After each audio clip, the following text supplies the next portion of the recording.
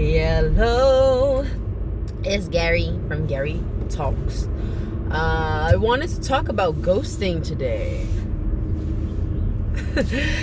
So ghosting, for those of us who are unfamiliar with the term, it describes the action of disappearing and cutting off communication with someone suddenly after you've been building a minor to major relationship with them. It varies. It's developed a lot in this world of Tinder, online dating, where you quickly get someone's information. I guess it happened in person too. If you would get somebody's number, or you would unwillingly give someone your number, or those situations, or you just talking and then you realize you don't really like this person, but ultimately it ends with you're texting this person and then you suddenly cut off communication. Oftentimes it's because you don't really fuck with the person, right? It's because you don't really like their vibe. They said something that was off-putting to you. You're just not feeling it. You find them unattractive. They flat out disrespected you. You find them horrible. It could be a slew of reasons as to why you would feel this reason to withdraw and cut off communication. And I've done it a lot, and I've done it by accident. And it also happens by accident, especially if in the time, I remember when Tinder was a thing, the option to swipe and have so many people listed as people you could talk to, and you're talking to everybody, depending on how you go about using the things, you could get very overwhelmed and end up ghosting people because of just not investing your time over there. And I personally think ghosting has taught a very interesting lesson to us all about how we can treat each other, and I think it's interesting because it's been framed as I'm protecting my energy, I cut you off, you don't need no explanation, I don't owe you an explanation, or I don't fuck with you no more, I don't gotta tell you that, it's a waste of time. And I'm it's interesting the stories that play out here, because if that's what you believe, you're also silencing yourself. So now you're taking away, you're weakening your throat chakra and your ability to express, and an opportunity to just say how you feel about something. And you're nah, it's not worth it, right? That's the idea behind that. Or I'm not gonna give it my energy. Your expression isn't worth your energy. Then what is worth your energy? And then I've realized too, you're also playing into another person's story of abandonment, right? Or your own story of abandonment, and you're being the abandoner. I don't know.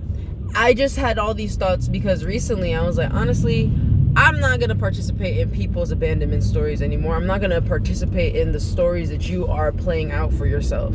I'm going to do my part and do what I can do, which is speak my piece, accountability, give you my account, the ability for me to convey my account to you, so then you can make your decisions moving forward. And I'm not going to give you some passive aggressive or shady or mean things. I'm going to be direct, and I feel like the word blunt is often I think it means no tact, and that's not what I mean. I'm going to give it to you direct and honest, and it might be but it's not going to be because I put you down. If you feel a thing, it's a you thing.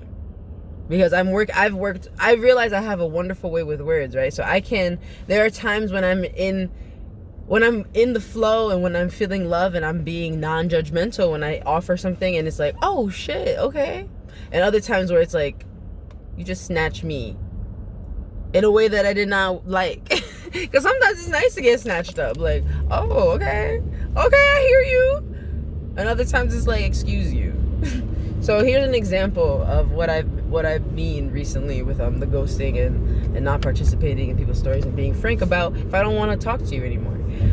I matched with this person on Hinge, and I was speaking with her because she lived really close to me, and I was that's cool, a person in the neighborhood. I would love to just I've been wanting to explore the neighborhood, go get coffee, or to go there's ice cream shops and stuff. And I just want to walk around with somebody. That'd be cool. I do it by myself too, but it'd be cool to have fun experiences with somebody. And I wasn't pursuing her in a necessarily a romantic or sexual way. I was I want to see, I'm demisexual. I got to see where this goes before I'm trying to hop all up in the sheets with you. So because if I don't like your heart or your soul and there's no resonance, that's strange to like think that first. I mean, whatever. Not here to talk about that. So we've been talking for maybe like let's say a month and a half. Let's say a month. I still haven't seen this person. And also, we don't talk. It's not like we're speaking of things necessarily of substance, right? It's just like low-key, how are you things. Which, how are you doesn't make sense if I don't know who you are.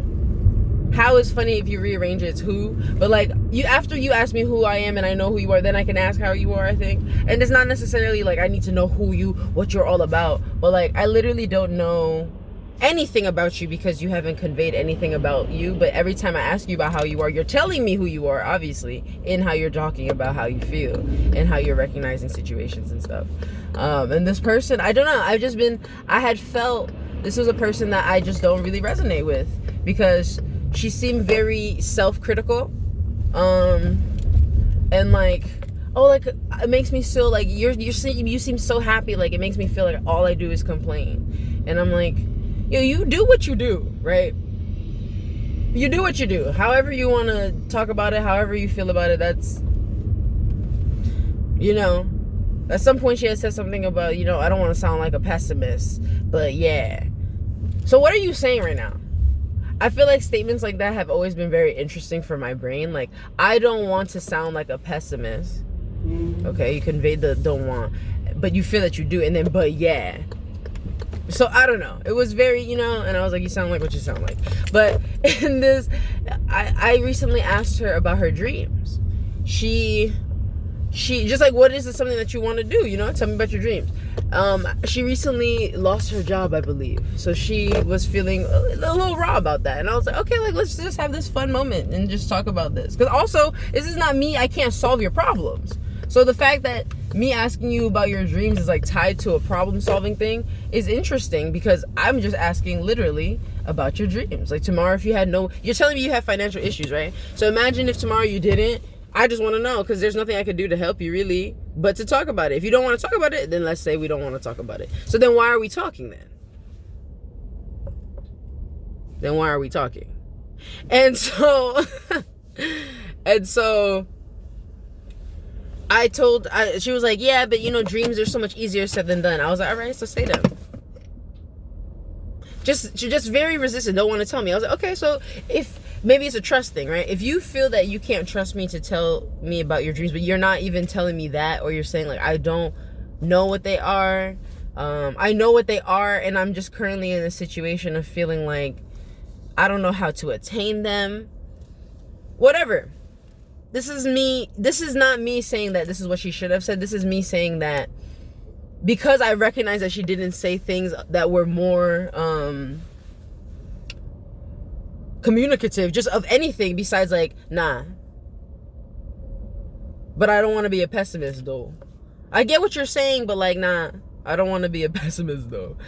And I don't know, you know, just the energy, and even me trying to wrap my head around it. I was like, okay, wait, this person just doesn't resonate with me, and I'm trying to make it work. And I was like, I don't want to meet you. Honestly, I don't want anything to do with this situation anymore. And because then it was a really weird feeling too, of knowing that I could help you. I do this with people. Like, I can help a lot of people. And just asking questions, and it's not like, oh, that's like, oh, how my ability to ask you questions is reserved for those that are worthy. It's like, no, it's not that. But if you're showing me zero interest in building a connection, like, I don't know you, I'm asking you a question now that I could get to know you, and you're just refusing that moment, and there's like clearly a connection thing there. I'm not gonna go out of my way to go try to make this connection work. I'm just gonna be honest and say, hey, I'm looking for people, and this is what I did. I said, I'm currently in a space in my life. I'm part of the part of the journey of my life where I'm looking for tribe, and I'm looking for people who resonate, people who have their dreams, and who might recognize that they're impossible and very hard, and just, or who don't even know exactly what the dream is, but they know it's huge. I want to work with those people so that we can collaborate in changing ourselves to become the people who can have those dreams, and also to then change the world around us, you know? And so if you're not about that, honestly, it's not like fuck you, but like fuck you, get out the way. And it's not like a, oh, get out the way. It's just like, excuse me. Go find your tribe, the people that resonate with you. Because if I don't resonate with you, I don't want us to sit here feeling like, ugh. And it's not to say conflict isn't good, because you need conflict, sharpen the sword and contrast. And you also need, like, it's good to have like, there's people who expand my thought, and it's different in the approach. You know what I'm saying? Like, I've met people who disagree in such lovely, beautiful ways, in such very different ways. Like, it's not about yelling, and it's not about being quiet. It's just about your willingness to convey what you're disagreeing about. People who are like, no, and no. I don't want to talk to you. If you're like, no, and this is why, no, and no, but also, I don't know. I think I'm just looking for better communication and a willingness to connect and share. So it was really nice to just be frank about that and tell her that. I don't know if she responded to me. And I was like, but I wish you all the best. And I'm just saying, I truly believe that achieving your dreams is about your mindset. I think it's about, like, if you want to say 50-50 mindset, 50 mindset, 50 action, I would say it's probably, I think mindset is pretty big. I would say like 85%.